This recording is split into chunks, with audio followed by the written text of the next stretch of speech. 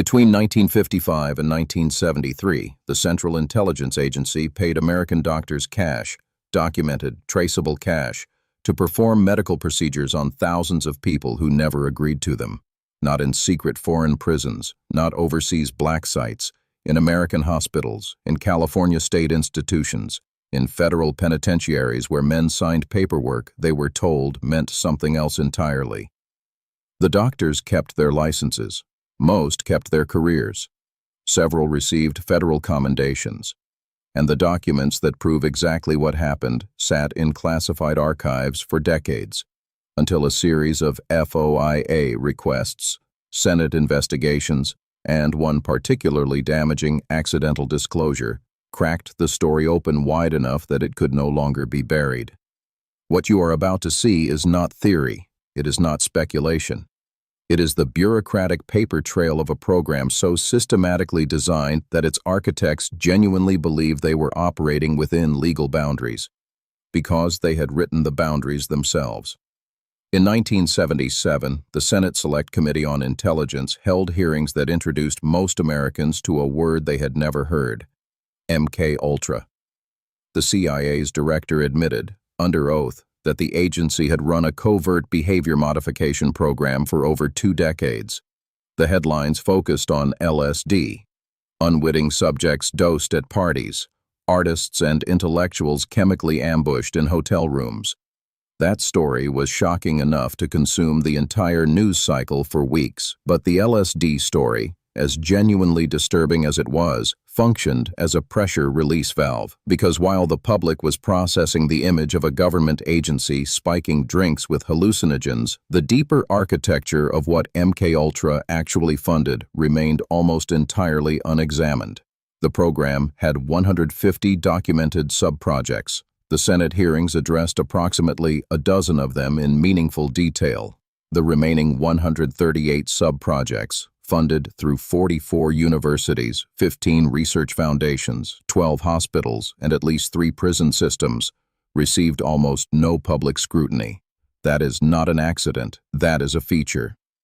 The CIA had destroyed approximately 20,000 documents related to MK-Ultra in 1973, on direct orders from Director Richard Helms, 2 years before the program became public knowledge.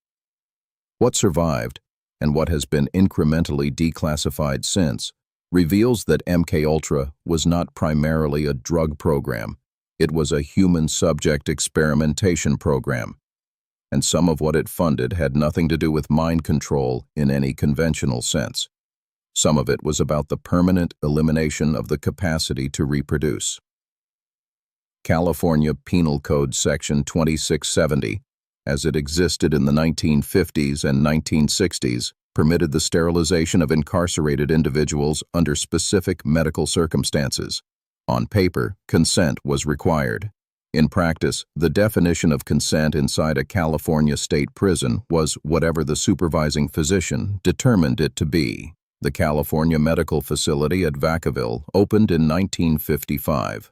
It was marketed publicly as a progressive institution, a place where incarcerated men with psychiatric or medical needs could receive treatment rather than simple punishment. It became, within its first decade of operation, one of the most heavily experimented upon populations in American medical history. Dr. James Hamilton was a CIA-connected psychiatrist who conducted research at Vacaville beginning in the late 1950s. His documented relationship with the CIA, confirmed through FOIA-obtained correspondence, involved behavioral research funded through a front organization called the Human Ecology Fund, which was, in its entirety, a CIA financial conduit.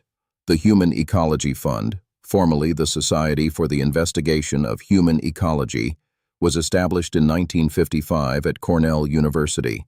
It presented itself as an academic research foundation.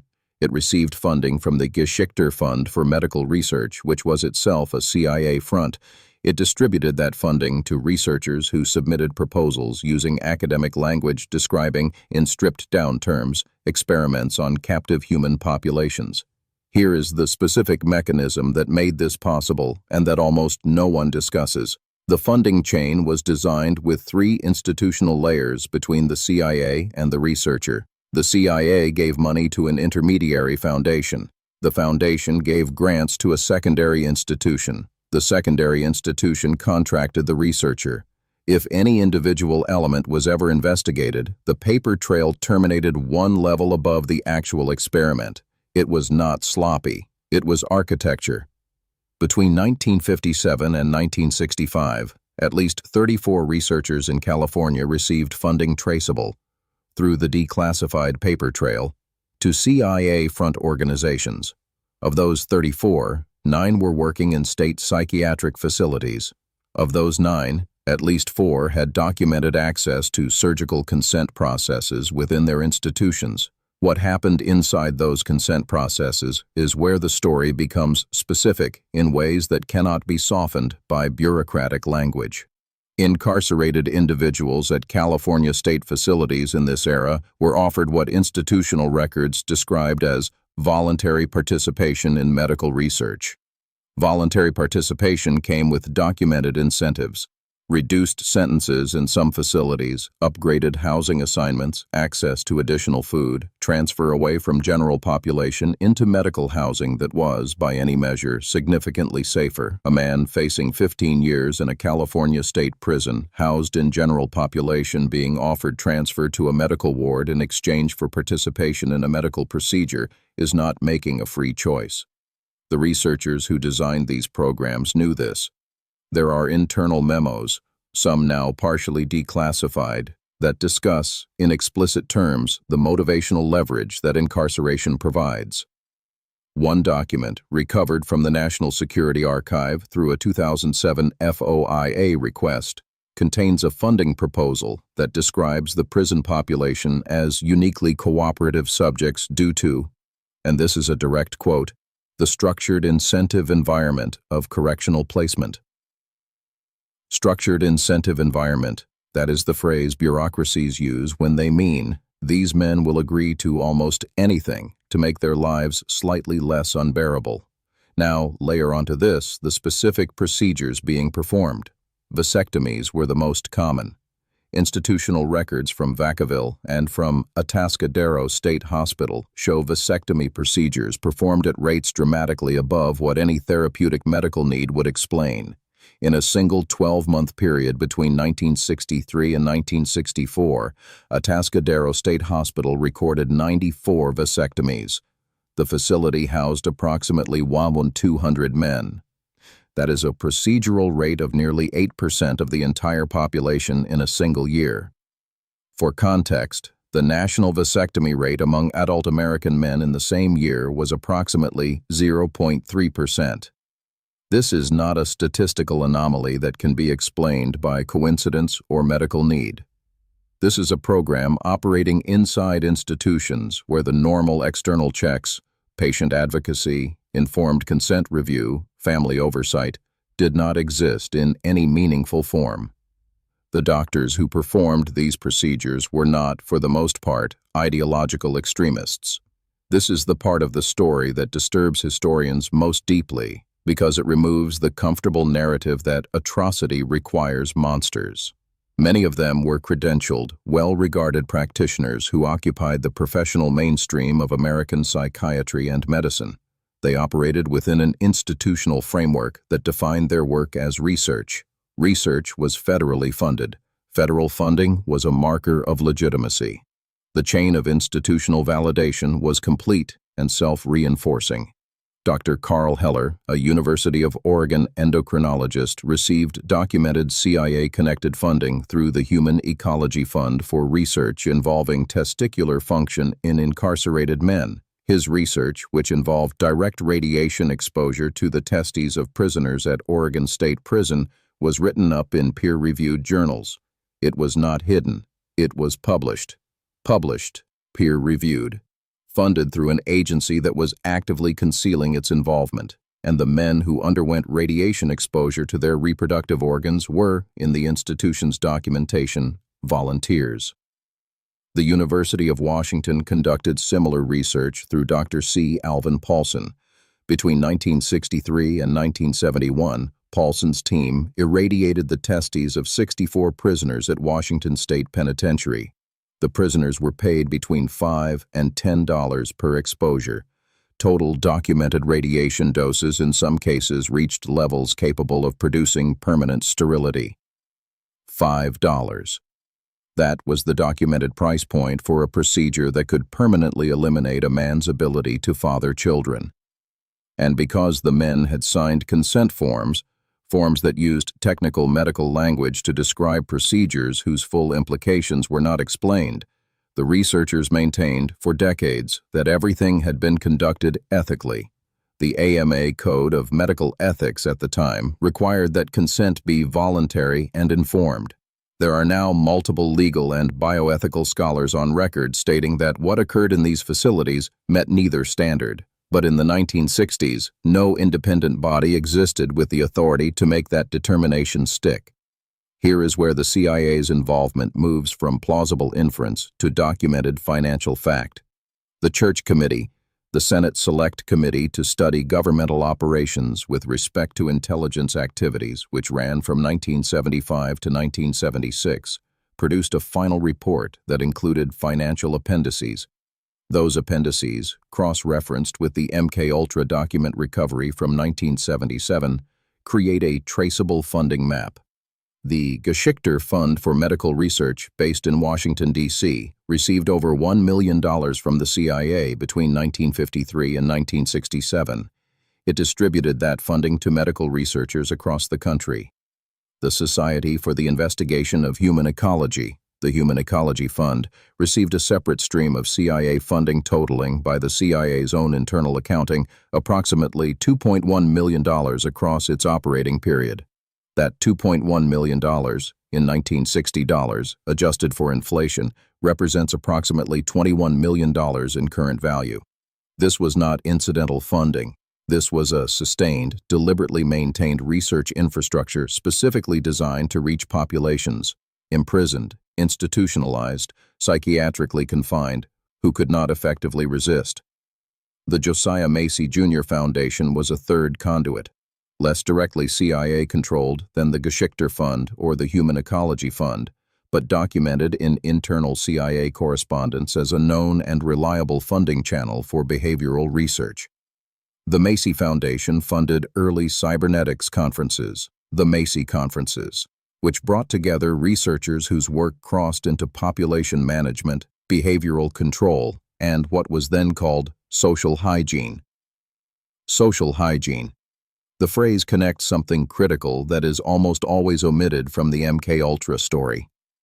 The eugenic framework that many of these researchers operated within was not fringe ideology.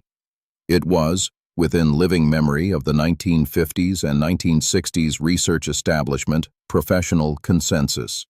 The United States forcibly sterilized over 60,000 people between 1907 and 1963 under state eugenics laws that were entirely legal.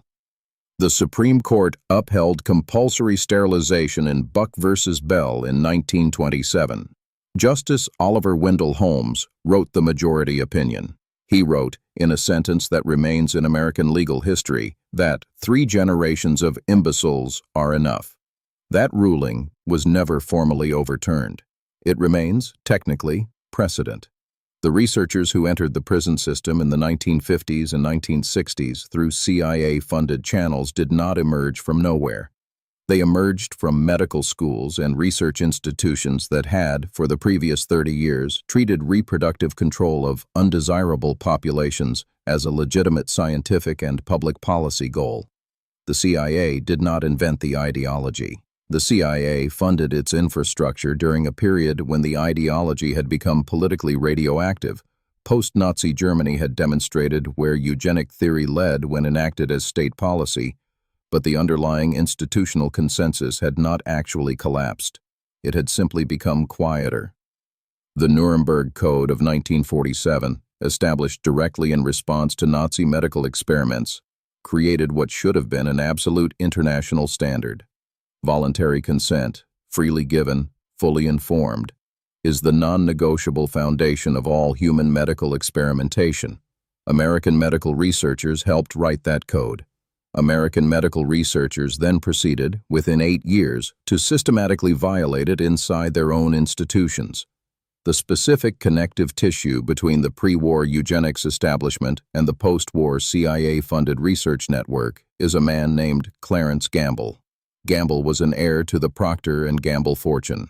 He funded sterilization programs across the American South throughout the 1940s and into the 1960s. He worked with organizations that received, through the documented funding chains, money from the same federal intelligence apparatus that funded Vacaville and Atascadero. This is not a conspiracy, it is a network. Networks are visible when you follow the money, and the money has been partially declassified. Here is what the declassified record shows in specific documented terms. CIA Sub-Project 68, funded through the Human Ecology Fund, directed money to Dr. Ewan Cameron at McGill University's Allen Memorial Institute. Cameron's work, which involved psychic driving, drug-induced sleep for weeks at a time, electroconvulsive therapy at voltages far above therapeutic levels, and experimental drug regimens, was performed on patients who had checked themselves into a psychiatric hospital for conditions like anxiety and mild depression. Cameron's patients did not know they were CIA research subjects. Many suffered permanent cognitive damage. Some lost years of memory. The Canadian government eventually paid compensation to surviving victims and their families. The CIA settled out of court. But Cameron's work, as extreme as it was the visible end of the program. The sub-projects targeting reproductive capacity operated on a different model. Not dramatic, identifiable harm to a single individual, but quiet, procedural, documented as voluntary harm distributed across thousands of people who would never know they were part of a program, never know the funding source, and never have meaningful legal recourse. The current best estimate from medical historians and legal scholars who have examined the available record, including Dr. Paul Lombardo, whose work on American eugenics is the definitive academic text on the subject, places the number of non-consensual or compromised consent sterilizations connected to CIA-funded research programs between 1955 and 1973 at somewhere between 2,000 and 3,000 individuals. That number cannot be made precise because the CIA destroyed 20,000 documents in 1973. Whatever the destroyed documents contained about the sterilization programs is permanently gone. What survived is sufficient to demonstrate that the program existed. It is insufficient to fully quantify what the program did. That asymmetry, enough evidence to prove it, not enough to fully measure it, is also not an accident. The destruction of documents in 1973 occurred specifically because Senate investigations were becoming increasingly likely, and Richard Helms was preparing to leave the directorship of the CIA. He ordered the destruction. He later testified about it. He was never criminally charged. The legal framework that made these programs possible has not been entirely dismantled. As of 2013, not 1973, not 1963, but 2013, the California Department of Corrections and Rehabilitation acknowledged that approximately 148 women in California state prisons had been sterilized between 2006 and 2010 without required state approvals. A state audit found that 39 of those procedures were performed without documented informed consent meeting legal standards. 2006 to 2010. The program this video has been documenting ended in 1973. The same state, the same institutions, the same consent problem. Separated by 40 years in which the formal infrastructure was dismantled, the institutional culture was apparently not. The National Commission for the Protection of Human Subjects, established by the National Research Act of 1974, created the Belmont Report, the foundational modern document for research ethics in the United States. It exists specifically because of what happened in programs like MKUltra and the concurrent discovery of the Tuskegee syphilis study. The regulatory apparatus now governing medical research on human subjects in America was built as a direct response to documented government-sanctioned abuse. But regulation is not the same as accountability. The researchers who participated in CIA-funded programs in American prisons and institutions between 1955 and 1973 were, with a small number of exceptions, never named publicly, never charged, never formally disciplined. Their institutions were never defunded. Their professional reputations were not destroyed. The argument that is sometimes made, that these were different times, that different ethical standards applied, fails on a specific factual point. The Nuremberg Code existed. The researchers knew it existed. Some of them had cited it in their own published work. Knowing the standard and choosing not to meet it is not a product of a different era. It is a choice. So, the CIA paid doctors. That is the thumbnail. That is the promise. Here is the complete answer to what that actually means. The CIA established financial infrastructure, the Human Ecology Fund, the Geschichter Fund, the Macy Foundation Channel, specifically to distribute money to medical researchers while concealing the agency's involvement. That money reached doctors working in American prisons and state institutions. Those doctors used their institutional authority and the coercive environment of incarceration to perform sterilization procedures on men who were not making free choices by any defensible ethical standard. The doctors were paid, the institutions were funded, the consent forms were signed, and the program operated for nearly 2 decades before the document destruction of 1973 reduced the available evidence, and the MKUltra hearings of 1977 redirected public attention to the more visually dramatic story of LSD. Here is the final specific detail that the declassified record contains, the one that has received almost no coverage outside academic literature. MKUltra Subproject 119 was a study on the use of biochemical, psychological, and pharmacological methods to produce specific behavioral outcomes in human subjects. It was funded in 1960. Among its documented research objectives was the study of, and this is the language from the partially declassified project summary, techniques for the permanent alteration of subject reproductive capacity as a mechanism of behavioral compliance.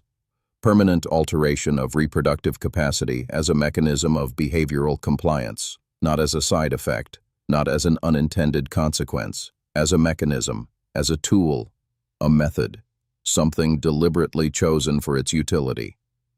The men in Vacaville and Atascadero and Oregon State Prison and Washington State Penitentiary were not the collateral damage of a program aimed at something else. In at least some portion of what occurred, they were the program. The elimination of their reproductive capacity was the experimental outcome being measured, and the doctors who signed the paperwork were paid, not enough to make them independently wealthy, not obscene sums, enough to fund their research programs, support their academic positions, generate publishable data, and continue the work. Standard professional compensation for the production of government-funded science. The banality is the point. This did not require exceptional evil. It required an institutional structure that defined certain human beings as available for use, a funding mechanism that concealed the patron, a consent process that met the technical definition while violating the actual meaning, and enough professional and financial incentive to keep credentialed people signing documents and performing procedures and writing up their findings for peer review. That structure was built deliberately. It was funded for nearly 20 years. It was protected by document destruction when exposure became likely, and the men it was performed upon received no formal acknowledgement, no compensation program, and no public accounting of what was done to them. The documents that remain are enough to prove this happened. They are not enough to close it. The next video in this series examines the CIA program that ran parallel to MKUltra inside American universities, the professors who recruited their own students as experimental subjects, the campus clinics that served as collection points, and the single internal document that one researcher kept in violation of direct orders that survived the 1973 destruction and now sits in a university archive in the American Southwest, partially processed, largely unread. That document contains names, institutional names, individual names, and a budget line that connects directly to an operation this channel has not yet covered. If this video gave you something that felt like it mattered, subscribe. Ring the notification bell. The record is still being opened. There is more that has been declassified than most people know, and considerably more that has not been declassified yet. The archive does not close, neither do we. Every fact, figure, document reference, and institutional name cited in this video is sourced from the public declassified record, including the Church Committee Final Report of 1976, the Senate MK Ultra hearing transcripts of 1977, the National Security Archive FOIA collections, and peer-reviewed historical scholarship including the work of Dr. Paul Lombardo, Dr. Alfred McCoy, and Dr. Jonathan Moreno, all available in the description below.